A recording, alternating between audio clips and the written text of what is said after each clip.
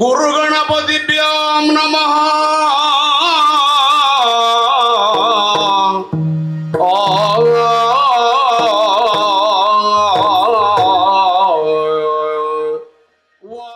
ಯಕ್ಷಗಾನ ರಂಗದಲ್ಲಿ ನವರಾತ್ರಿ ಸಂಭ್ರಮ ಹೂವಿನ ಕೋಲು ಎಂಬ ವಿಶಿಷ್ಟ ಕಲಾ ಪ್ರಕಾರ ತನ್ನದೇ ಆದ ಮಹತ್ವವನ್ನು ಹೊಂದಿದೆ.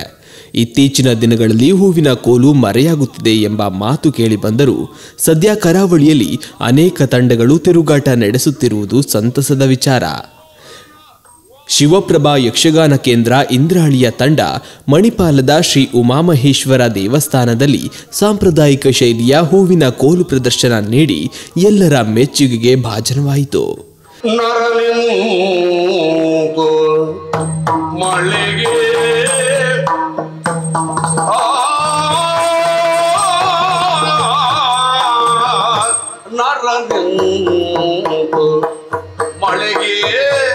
ಮೈ ಸರಿಸಿ ನಡ ನಡುಗುತ್ತ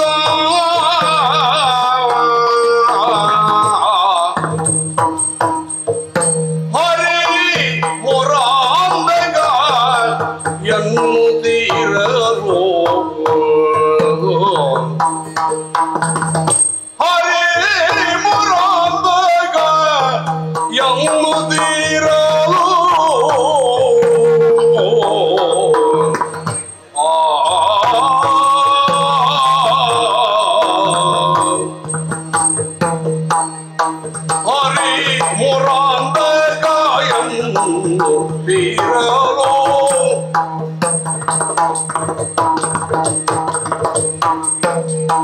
ಭಾಗವತಿಕೆಯಲ್ಲಿ ಉಮೇಶ್ ಸುವರ್ಣ ಗೋಪಾಡಿ, ಮದ್ದಳೆಯಲ್ಲಿ ಮುಂಡಾಡಿ ಬಸವ, ಗದಗ ಮೂಲದ ವಿದ್ಯಾರ್ಥಿಗಳಾದ ಆನಂದ್, ಪ್ರಶಾಂತ್, ಹರೀಶ್, ಕುಂದಾಪುರದ ಆಯುಷ್ ಮತ್ತು ಅನೀಶ್ ಅರ್ಥ ಹೇಳಿ ಪ್ರಶಂಸೆ ಪಡೆದರು.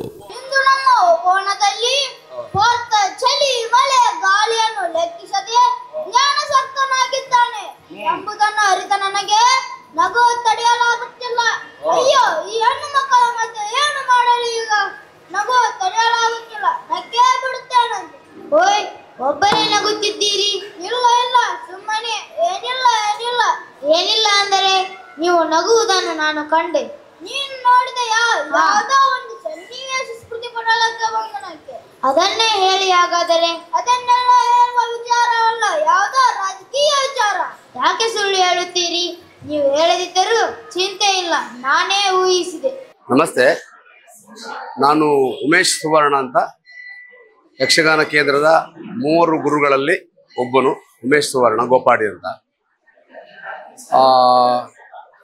ಈ ಹೂವಿನ ಕೋಲು ಅಂತ ಹೇಳುವುದು ಈ ವರ್ಷ ನಾವು ಈ ಮಕ್ಕಳಿಗೆ ಹೊಸದಾಗಿ ತಯಾರು ಮಾಡಿದ ಹಾಗೆ. ಇತ್ತೀಚಿನ ದಿನಗಳಲ್ಲಿ ಹೂವಿನ ಕೋಲು ಅಂತ ಹೇಳುವುದು ಯಾರಿಗೂ ಪರಿಚಯ ಇಲ್ಲದ ಪರಿಸ್ಥಿತಿಗೆ ಬಂದಿದೆ. ಹಿಂದಿನ ಕಲಾವಿದರು, ಮೇಳದಲ್ಲಿರುವ ಕಲಾವಿದರು ಅಥವಾ ಹಿರಿಯ ಕಲಾವಿದರು ಎಲ್ಲರೂ ಕೂಡ, ಅಥವಾ ಕೇಂದ್ರದ ಗುರುಗಳು ಕೂಡ ಮುಂಚೆ ವೃತ್ತಿ ದಿನಗಳನ್ನು ಬಿಟ್ಟು, ಅಂದರೆ ಬೇಸಾಯವನ್ನು ಮಳೆಗಾಲದಲ್ಲಿ ಇದನ್ನು ವೃತ್ತಿಯಾಗಿ ಇಟ್ಟುಕೊಂಡು ಜೀವನೋಪಾಯಕ್ಕಾಗಿ ಮಾಡಿಕೊಂಡಿದ್ರು.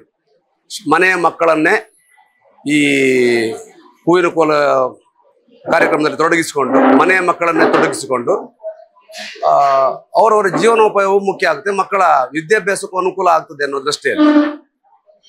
ಅದು ಇತ್ತೀಚಿನ ದಿನಗಳಲ್ಲಿ ಈಗ ಮಳೆಗಾಲದಲ್ಲಿ ಎಲ್ಲಾ ಕಾರ್ಯಕ್ರಮಗಳು ಜಾಸ್ತಿ ಆಗಿರೋದ್ರಿಂದ ಹೂವಿನ ಕೋಲು ಅಂತ ಹೇಳೋದು ನಶಿಸಿ ಹೋಗುವಂತ ಹಂತದಲ್ಲಿದೆ. ಅದನ್ನೇ ಈ ವರ್ಷ ನಮ್ಮ ಯಕ್ಷಗಾನ ಕೇಂದ್ರದಲ್ಲಿ ಅದೊಂದು ಯಕ್ಷಗಾನದ ಅಂಗವಾಗಿ ಉಳಿಬೇಕು ಎನ್ನುವ ನಿಟ್ಟಿನಲ್ಲಿ ಪುನಃ ನಮ್ಮ ಆಡಳಿತವರು, ಗುರುಗಳೆಲ್ಲ ನಿರ್ಣಯಿಸಿ ಈ ವರ್ಷ ಆರಂಭಿಸಿದ್ದೇವೆ.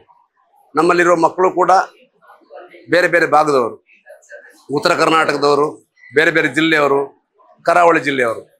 ಹಾಗಾಗಿ ಎಲ್ರಿಗೂ ಹೊಸತೆ. ಈಗ ನಾವು ಮಾಡ್ತಾ ಇರೋದು ಹೊಸ ಅನುಭವ ಅಂತಲೇ ಹೇಳ್ಬೋದು. ಯಾಕಂದ್ರೆ ನಾವೆಲ್ಲ ಇದರಲ್ಲಿ ತೊಡಗಿಸಿಕೊಳ್ಳುವುದು ಹೊಸತೆ, ಆದ್ರೆ ಇದನ್ನು ಉಳಿಸ್ಕೊಳ್ಬೇಕು ಅನ್ನೋ ನಿಟ್ಟಿನಲ್ಲಿ ಮಾಡ್ತಾ ಇದ್ದೇವೆ. ನಮಸ್ಕಾರ.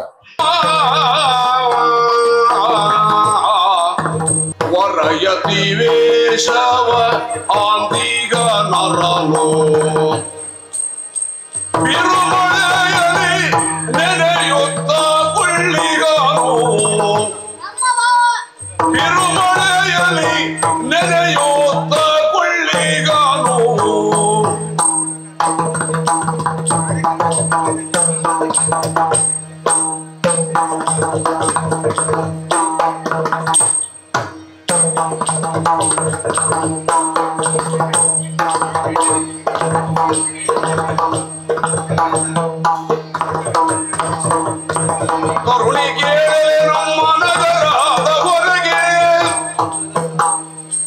ಪರಿಶೋಭಿಸುತ್ತೀಗ ನಂದನಗೊಳಗೆ ಪರಿಶೋಭಿಸುತ್ತೀಗ ನಂದನಗೊಳಗೆ ಹೊರಗೆ ಯಾವ ರೀತಿ ಮಳೆ ಚಳಿ ಗಾಳಿ ಬರುತ್ತಿದೆ ನೋಡು. ಅದನ್ಯಾವುದನ್ನು ಲೆಕ್ಕಿಸದೆ ಜ್ಞಾನಸಕ್ತನಾಗಿದ್ದಾನೆ. ಆಯಿತೆ ನಿಮ್ಮ ಕತೆ ಹೇಳಿ. ಅಲ್ಲದಿದ್ದಲ್ಲಿ ಇಂಥ ಹಸಿ ಹಸಿ ಸುಳ್ಳುಗಳನ್ನು ಹೇಳಲು ಯಾವಾಗಲಿಂದ ಪ್ರಾರಂಭ ಮಾಡಿದ್ದು ಅಂತ. ಅದಲ್ಲಿನಲ್ಲಿ ಈ ಯತಿವೇಷ ಧರಿಸಿದವರು ಯಾರು ಸ್ವಾಮಿ? ಮೂರು ಲೋಕದ ಗಂಡ ದಶನಾವಳಿಯ ವೀರಪಾರ್ಥ ಅಂತ ವೀರ ಅರ್ಜುನನಿಗೆ ಈ ರೀತಿ ವೇಷ ಧರಿಸಲು ಅವನಿಗೇನು ಕುಂದ ಅಂತ ಬೇಕಾದಿಲ್ಲ. ಇದು ಪೀಠಿಗೆ ಮಾತ್ರ, ವಿಷಯ ಮುಂದುಂಟು. ಸುಭದ್ರೆಯ ಮುದದಿ ಕಳಗುರು ಬದಿಗಿಯಬೇಕೆಂಬ ಮನದಿ ಕಳಗುರು ಬದಿಗಿಯಬೇಕೆಂಬ ಮನದಿ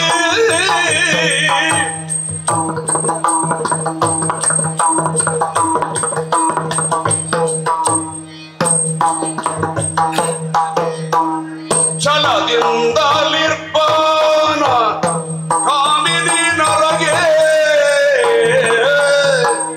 ಛಲದಿಂದಲಿರ್ಪಾನ ಕಾಮಿನಿ ನರಗೆ ಸಲವಗುವಗಳು ಸಂಶಯವಿಲ್ಲವಿದಗೆ ಸಲವಗುವಗಳು ಸಂಶಯವಿಲ್ಲ ಇದಗೆ